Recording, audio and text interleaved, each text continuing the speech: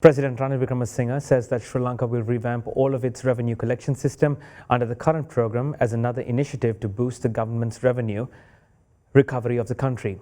Joining a panel discussion in the 54th annual meeting of the World Economic Forum, President Wickremesinghe also said that the government is looking to boost foreign direct investments and is not willing to obtain loans going forward. The president also stressed the goal for Sri Lanka to expeditiously graduate to being a net energy exporter in the face of increasingly adverse climate change effects.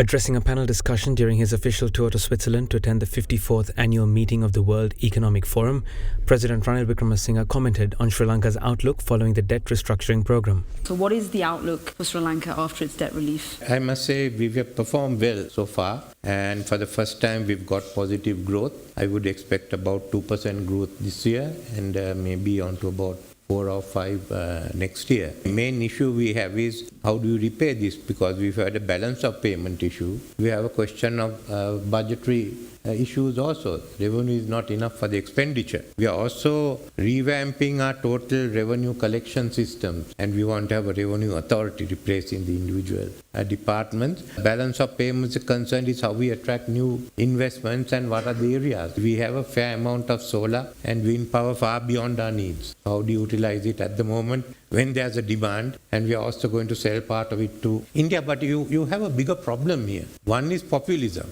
You have the expectations of the people that have to be met, and most of us are living beyond our means, if you look at it in the conventional way.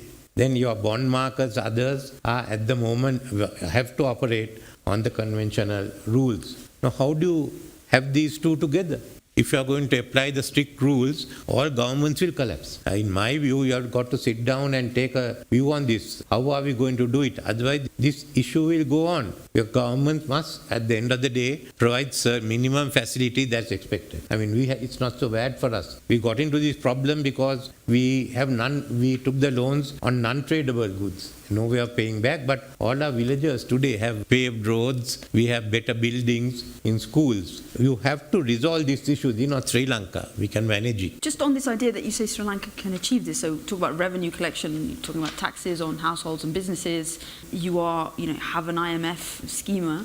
Do you think this will breed any seeds of resentment among Sri Lankan populations later on, or you think the country... We've already had foreign investments. It's nothing new. Basically, from the time the Dutch came, they were investing, then the British invested, now we are investing.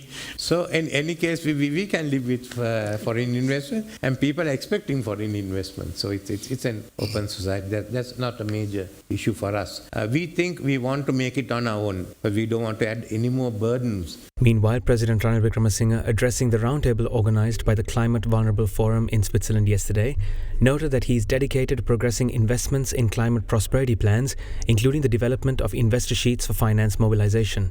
While making little or no contribution to the global carbon footprint, vulnerable developing nations in the global south face the brunt of the adverse impact of climate change. Multilateral efforts to redress this balance has been high on commitments and low on outcome. It is with this issue of climate justice in mind that Sri Lanka launched the Tropical Belt Initiative at COP28 in Dubai. In order to identify avenues for such investments, developing countries must identify robust plans and bankable projects. Sri Lanka's climate prosperity plan provides that blueprint for investment in critical areas, including in resource-based sectors to secure our industries and supply chains. The targeted intervention proposed in our CPP is grounded in our national circumstances and aims to unlock domestic energy abundance through renewables for the country to become a net energy exporter by 2025. The CPP investments, once realized, will boost Sri Lanka's renewable energy production, ideally exceeding 100% of domestic power needs by 2040. President Ranil Wickremesinghe also participated in a roundtable discussion organised by the Consortium of Indian Industry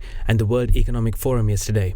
During the discussions, the President emphasised the successful resolution of supply bottlenecks, the removal of import restrictions and the restoration of foreign exchange liquidity as key factors contributing to sustained economic growth. President Wickremesinghe welcomed private investments, particularly in infrastructure development and the divestment of state-owned enterprises. This is what we hope to plan out. We think there has to be an integration of Sri Lanka and India's economies, and that can take place any case, for 1,000 years we have been trading with each other. That's no secret at all. There's large amount of transaction which goes on between Colombo and Chennai, Colombo and Mumbai, as all of you know, partly official, partly unofficial. So I would like to, if you have any questions, both the Sri Lankan delegation and I are here to clarify it for you.